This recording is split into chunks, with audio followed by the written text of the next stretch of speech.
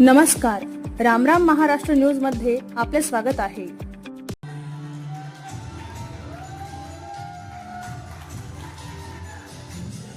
भारतीय योगासन sport organisation आणि इंडियन यूथ स्पोर्ट्स असोसिएशन यांच्या संयुक्त माध्यमातून नेपाळ येथील दशरथ स्टेडियम कर्व्हर हॉल काठमांडू या ठिकाणी दिनांक 29-30-31 मे 2025 रोजी आंतरराष्ट्रीय योगासन चॅम्पियनशिप यशस्वीरित्या आयोजित झाल्या। या स्पर्धेत भारत, नेपाळ, श्रीलंका, भूतान, बांगलादेश, म्यानमार, व्हिएतनाम अशा वेगवेगळ्या देशातील सुमारे 580हून जास्त खेळाडूंनी सहभाग घेतला। त्यामध्ये भारतीय खेळाडूंनी 9 सुवर्ण पदक, 15 रौप्य पदक आणि 6 कांस्य पदक मिळवून भारत देशाचा गौरव वाढविला।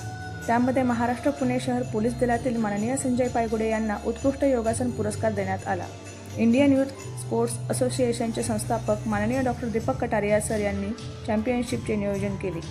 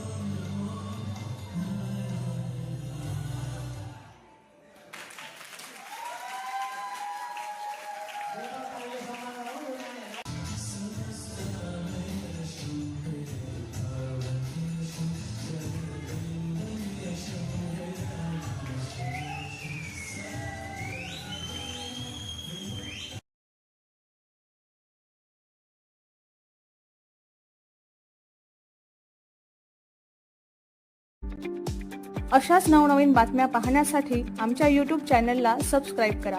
फेसबुक आणि Instagram पेजला फॉलो करा।